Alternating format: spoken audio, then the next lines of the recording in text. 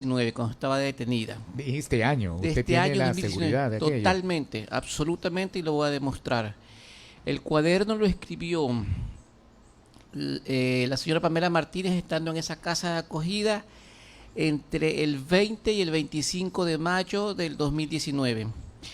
En este cuaderno, como usted puede ver aquí, y la ciudadanía que A la cámara también, para que me está pueda. viendo, le han roto la contratapa por la mitad, que además es un cuaderno de pasta dura, que no se rompe así nomás, para que el código de barras para que el código de barras se rompa por la mitad y no se puede establecer la fecha de fabricación del cuaderno.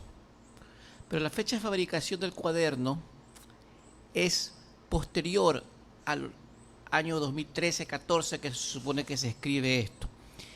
Y en este cuaderno, pues, donde ella anota además unas clases de universidad que las recibe después, como también ya lo tengo investigado y lo voy a demostrar. Ella empieza a decir que como el señor Correa no le tenía confianza al señor Patiño, entonces ella le piden que empiece a asumir la campaña de la alcaldía de las alcaldías de ese año. Estamos hablando del año noviembre, octubre del 2013. Y empieza a anotar todo lo que ella se le ocurre anotar, pero exactamente como aparece en las dos publicaciones del señor Villavicencio, exactamente igual. Y entonces, cuando empieza a anotar los datos de las facturas que pagan los contratistas a los proveedores de campaña, anota, por ejemplo, las de Viviana Bonilla y anota aquí unas cuantas facturas, que son todas las que aparecen, todas, el 100% de las que aparecen en la publicación de Villavicencio. Se las copió entonces. Las copió. Pero cuando aparece el archivo verde final, que este sí es real, en las computadoras de Laura Terán, resulta que la señora Pamela Martínez no anotó, o no pudo anotar porque no estaba en la publicación, las facturas que omitió, como bien lo dijo el señor Santiago Cuesta, el señor Villavicencio en su publicación, porque no quería comprometer a amigos de él. ¿Qué empresarios aportantes a la campaña? Aportantes a la campaña, por supuesto. ¿Y quiénes fueron? Por ejemplo, de la compañía SK, todas estas que están aquí, no están aquí en estos valores. Si usted hace la comparación, le pido que haga el ejercicio, valor por valor, va a encontrar que le cuadra al 100% los valores que aparecen en la publicación de Villavicencio. Pero no aparecen todas estas de SK, que son, le estoy hablando las del enero del 2014, y les estoy hablando de las de Medco, compañía Medco, que son más de 100 facturas, que son entre noviembre del 2013 hasta febrero del 2014. Estamos hablando de una cantidad de que tendría que haber llenado 4 hojas de cuaderno y que no los llenó. Y las que pone acá, que son las que se le atribuye, que no dicen campaña Viviana Bonilla, sino otras campañas, dice son de Vinicio. Otro montón de facturas que no están en el archivo verde final. Y otra grave inconsistencia, que ella dice que comienza a manejar esto, el tema noviembre del 2013, porque el señor Correa no le tenía confianza a Patiño.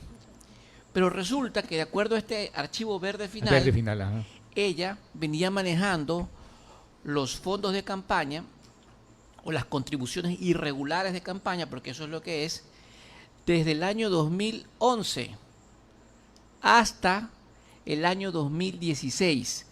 A tal punto... Eso revela verde final. Esto revela verde final.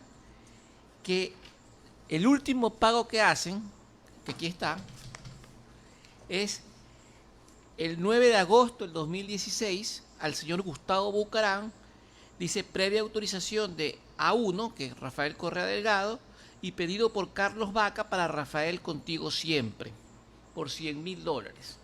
¿En qué momento se le involucra a usted, doctor Cristian Viteri? Bueno, cuando aparezco yo aparezco única y exclusivamente en la época en que fui jefe de campaña de Viviana Bonilla entre noviembre del 2013 y febrero del 2014. Las fechas sí coinciden. Totalmente.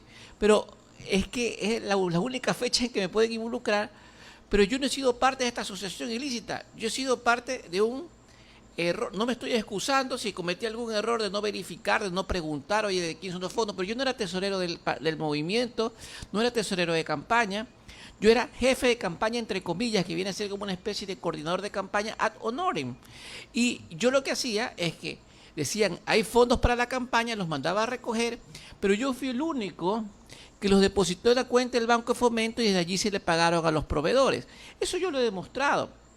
Aquí lo grave no es eso, porque digamos, si la Fiscalía ve el nombre de uno y dice, bueno, yo voy a tener que imputarlo porque usted va a tener que demostrar que no tiene nada que ver, a mí no me parece mal. Doctor, ahora en base a lo que usted menciona, que Pamela Martínez habría escrito estos cuadernos entre 20 y 25 de diciembre, mencionó. No, ¿verdad? 25 de mayo del 2019. Y no solo eso, sino que voy a pedir un peritaje internacional. Estando en la casa cárcel de acogida, ¿alguna facilidad habría tenido? Porque está ahí bajo supervisión de... La Fiscalía tiene que investigar quién le dio esas facilidades, por supuesto.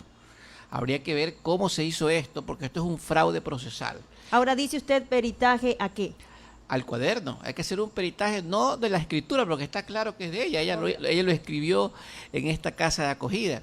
Hay que hacer un peritaje a la fecha de la escritura, a la fecha de fabricación del cuaderno, al modelo del cuaderno, porque además está claro hasta qué imprenta lo imprimió el cuaderno. Lo imprimió la empresa Bernaza, que es una empresa ecuatoriana, gracias a Dios no es una empresa extranjera, pero para que no haya la más mínima duda, yo voy a pedir, ya que me han procesado, un peritaje extranjero, de un perito extranjero. Tiene que ser un perito extranjero para que no quepa la menor duda, porque ella además le pone punto final aquí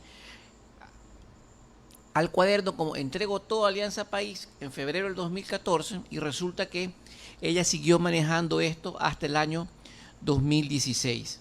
Doctor Viteri, 7:34 minutos, y a su criterio la justicia está haciendo bien su trabajo, no está llamando a todos los supuestos involucrados en este caso, por ejemplo, empresarios, según ha detallado Verde Final, por ejemplo. Eso es el segundo punto grave del tema, que yo diría que es bastante irregular. Ya el cuaderno es una irregularidad, que además cualquiera con dos dedos de frente se da cuenta que el cuaderno fue recién hecho. Pero lo más grave es que hay personas que están, por ejemplo, aquí hay una lista de empresarios, 18 empresarios. Aportantes a la campaña de Alianza País. Aportantes a la campaña, que aparecen nombrados varias veces en los archivos de Verde Final. Pero yo me pregunto, ¿por qué de estos 18 solo 13 están vinculados? Cuando existen suficientes méritos, si es que ella llama, o la fiscal llama, elementos de convicción al hecho de que estén en este cuaderno, digamos, en estos archivos de Excel o en estos archivos que llevaban en la computadora la señora Terán o la señora Martínez, estos empresarios. ¿Por qué? Yo me pregunto, no digo que sean culpables, cuidado, porque yo soy abogado y no quiero recibir demandas ni mucho menos, no digo que sean culpables, pero yo digo, ¿por qué está el señor Pedro Verduga y por qué no está el señor, por ejemplo, Tomislav Topic, que aparece 31 veces nombrado en estos archivos? O sea que él solo cumplió y dio su versión en la fiscalía, pero no se ha establecido cargos. No tiene cargos como yo ni como el resto de empresarios. ¿Por qué no está, por ejemplo, el señor Marcelo Erdoiza, que está nombrado varias veces en este cuaderno? ¿Por qué no está Odebrecht, que es la que más está mencionada en este cuaderno? ¿Por qué no están ellos? Más aún cuando hay un proveedor, y a lo mejor la versión del señor Topic es real, pero hay un proveedor que va, el señor que dicen el Seco Guerrero, que hacía los eventos habitualmente Alianza País y cobraba muy caro, y dice que la factura que él emitió fue a nombre de Telconet y que él fue a cobrar en Telconet el evento que se hizo de Alianza País. ¿Por qué razón no está aquí? O sea, ¿por qué no está vinculado? ¿Cuál es la diferencia? Yo le pregunto a la ciudadanía, ¿cuál es la diferencia entre Verduga y Topic para la Fiscalía? ¿Cuál es la diferencia entre el señor Erdoiza y el señor Bolívar Sánchez, por ejemplo, que sí lo han involucrado? O la gran mayoría, Cairungo y una serie de chinos que ya no viven en el país, con respecto a los que sí están involucrados. ¿Cuál es la diferencia? Justicia selectiva, dice usted. Justicia selectiva. Y es tan selectiva es la justicia que, digamos, yo no me estoy justificando. Si cometí algún error, tendré que asumir las consecuencias. Y aquí he estado yo en Guayaquil, el día que hubo la audiencia, pudieron haberme dictado prisión. Se va a quedar aquí para defenderse y aclarar todo lo que ha manifestado. Yo salí del porque... país y no he salido del país, al contrario. Cuando salió este escándalo, porque tuvo la magnitud de escándalo y sobre todo porque la propia Fiscalía sentó en una mesa como esta a la señora Jacqueline Rodas de Coavisa, y antes que los investigados tengamos acceso a todos estos papeles, se los dio a ella, para que todos los días vaya sacando una especie de documental y solamente el resto de medios repliquen lo que iba saliendo por televisión y no la verdad. Ahora que somos procesados ya nos dan copia y nos decían, usted no es parte procesal, no le puedo dar copia. Pero ¿cómo la prensa tiene copia? Si es una instrucción fiscal. Pero bueno, y entonces resulta que en estas, digamos, aportaciones, dicen que me dan dinero a mí para la campaña, que yo la deposito en el banco y lo demuestro. Pero hay, digamos, dineros que le dan al señor Gustavo Bucarán para la campaña de Rafael Contigo Siempre, por orden del señor Carlos Vaca. Eso lo dice aquí y él no está involucrado. El señor Romy Vallejo, ex de inteligencia, aquí dicen cuántas veces le han dado plata. Rolando Carrera, que fue tesorero de Alianza País, recibió más o menos unos 2 millones de dólares. De acuerdo a lo que dice aquí, yo no sé si será verdad, dicen que recibió estos apuntes. ¿Y por qué digo dicen? Porque iban Hurtado y esa gente que ha ido a desfilar por ahí, pero yo no entiendo la diferencia entre los que, por qué están y no están. ¿Ya? Y sería eso algo bueno que se explique, pero algo que es más importante todavía. Sería bueno que destaque porque nos queda poco tiempo. Por supuesto.